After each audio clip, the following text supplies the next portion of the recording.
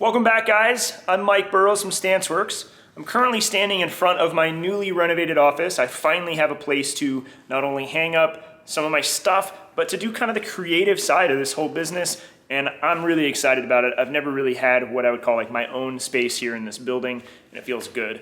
This is a result of demolishing what was previously my office, because we moved these 4-post lifts so that it's easier to get vehicles in and out of the shop, and it's just a great improvement. The other reason for it is to have room to tear apart the 55 Chevy and overall just add a ton of usable square footage to this shop. I mean, look how much room there is in here now. So I'm really pumped about these changes to the shop. It's a long time coming. It makes this place just that much more usable, and I'm thrilled about it. Today we are going to dive back into the Ferrari. We are going to cut up the chassis. We're making changes that we can't go back on. I'm excited. We're going to be cutting out those vertical chassis members that we discussed a number of episodes ago. They're going to be in the way of our axles. I got some dimensions for our dry sump pan, so we're kind of basing some geometry off of that. And we know those tubes have to go. So we got to get the engine pulled out. We're going to get the engine hoist out, get the engine lifted up, out of the way, and hop into this car and make some irreversible changes. Let's get to it. Quickly, before we lift things up and out of the way, I'm going to give you guys a quick refresher of what I'm talking about. You can see here the axle output of the transmission and the vertical member that is in the way. We simply can't have that there, so we got to get rid of it. We're cutting those out. We're going to clean up the metal where they were, so it's like they were never there, and then we'll decide what other changes we need to make and what's going to go in their place, because we're going to need some structure.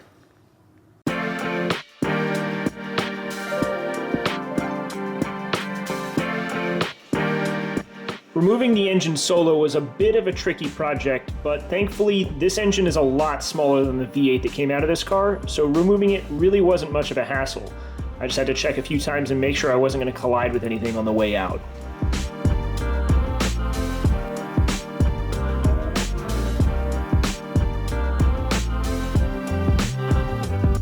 With the engine out of the car, I wanted to take the time to protect the paint. So I put some blankets around the back end of the car, protecting the quarter panels, the roof, and the rear glass. We're going to be throwing a lot of hot sparks and hot material as it comes off of the car, and I don't want that to cause any damage I'll regret in the future.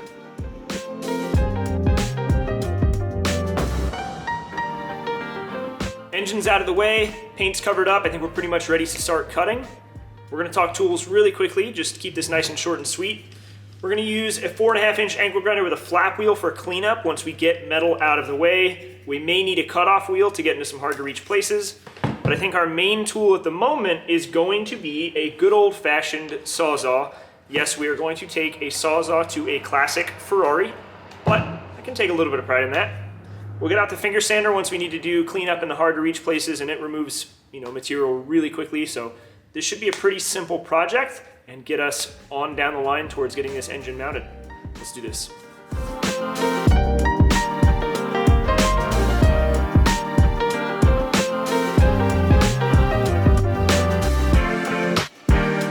Now, there was no way that I was going to let sawzalling through the chassis of a Ferrari go by in time-lapse fast motion. This isn't really something that happens every day, and I thought it should be seen in real time. Thankfully, the Sawzall made really quick work of the steel tubing too, so this whole process only took a handful of seconds per side. I took some extra care to make sure I kept the saw blade angled upwards so I didn't cut through the chassis underneath this tube. That would be a mistake that's fixable, but annoying to have to repair.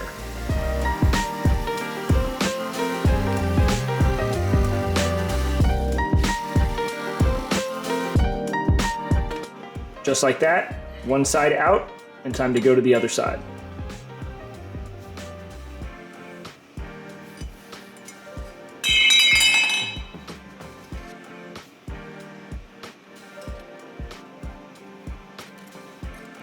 For this side, it's the exact same process.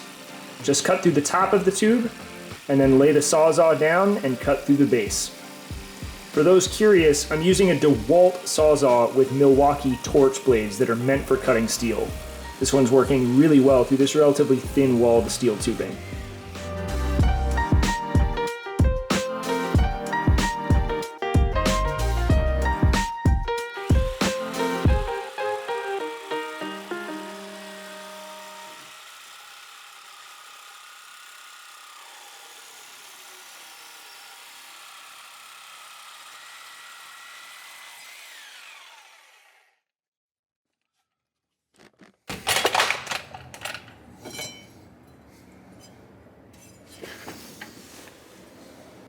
This feels like one of those once in a lifetime type of things because you're definitely not supposed to do that, and that felt pretty good. With that out of the way though, we do need to clean this up. I don't want this to be a hacked up car, even if that is kind of what we're doing here. I want the changes that we make in this engine bay to be invisible to anybody that doesn't know any better, and part of that is going to be finishing these cutoff tubes back down to the material that they're welded to. So let's get this cleanup process started because that's going to be the much more difficult and time-consuming part of this.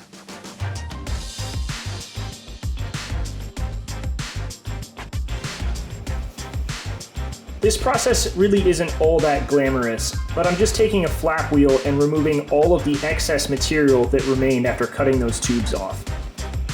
I want this tubing to look like nothing was ever there, which means grinding down everything that remains. Once I get close to the base material, I need to slow down and make sure I don't remove too much, as it is possible to remove material from the base and put holes in it or weaken its structure, and we don't want to do that.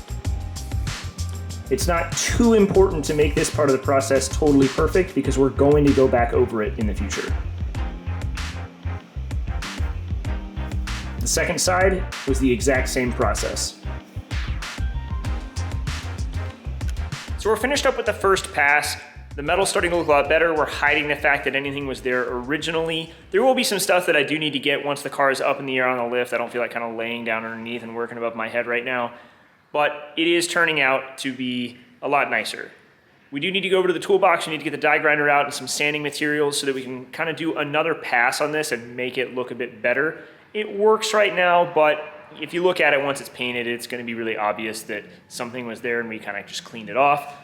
And I want this to be a nice finished product. So we're gonna get out some other tools and do that.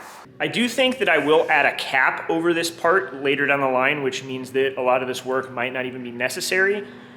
We're just grinding away welds right now, but when we do that, we are removing a little bit of material around the welds as well, and I really don't want to sacrifice any strength, and I do want to be adding strength as we go forward, so we're gonna see how I approach that part of this later down the line. Here we're doing the exact same thing, but with a die grinder and a sanding disc pad. We're just really trying to smooth out the material a bit more because a flap wheel will leave grooves in it as we run it back and forth. This will help take some of the imperfections out and make it look more like a uniform piece of metal, which is what we're after.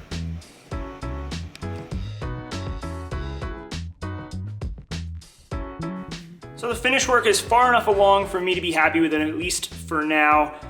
I'll do some more once I get the car up in the air and can get better access to some stuff. It's pretty hard to cram myself into the engine bay to do this job, but we are at a good point. We cut these guys out. They're officially no longer in the way. We can get the engine back into place and figure out where those axles need to go. And now that we've got a dry sump pan measurement, we can more or less start the path towards building some engine mounts and actually get this thing mounted. And that's gonna be the real important step in getting this engine swap done. As I got started with this job, the old die grinder that I have took a dump, the end of it came out, so I had to run down to Home Depot and I bought myself a Milwaukee M12 die grinder. As you guys saw, it did the trick pretty well. It's got adjustable speeds up to like 20,000 RPM or something like that. Fits a normal arbor bit, uses the M12 batteries. Pretty cool. I'm pretty happy with it. It's nice not to have a lug around an airline, so there's that. The last step, I unfortunately forgot to record. I ran a DA over the metal just to kind of smooth out some of the imperfections. And I'm gonna do that again before we kind of call this job finished. But let me go on and stick the camera into the engine bay and show you guys where we're at, the finished product, so to speak. And here we go. You'll have to ignore the tiny little bit of metal tagging on the bottom of the driver's side tube. But otherwise, this stuff's cleaned up and looks pretty good. I'm happy with how this chassis looks with those members out of the way. I'll have to come up with something creative for some bracing, as obviously we're going to need to put something in its place. It just can't be where that tube was, as an axle will need to run through it. I'm imagining some bracing angling down towards the center, since we know nothing will be there in the future, and probably something bridging the gap between the two, since there's nothing there either. I think that wraps up an episode. That's a good place to stop. But on Thursday, we're gonna put that engine back in the car and get started on actually making some engine mounts. We know where the axles need to go, we know we have room, and we know how big the oil pan is gonna be. I'm excited to start actually making some real big forward steps. I also wanna say thank you guys, as always, for liking, subscribing, and commenting. I read every single comment that you guys leave on my videos, and I just wanna say thank you for interacting with me and for supporting what I'm doing here. It means a ton, and I'm excited that this keeps growing. You guys are awesome. I'm already excited for Thursday. I will catch you then. We'll put this engine in and make some more progress.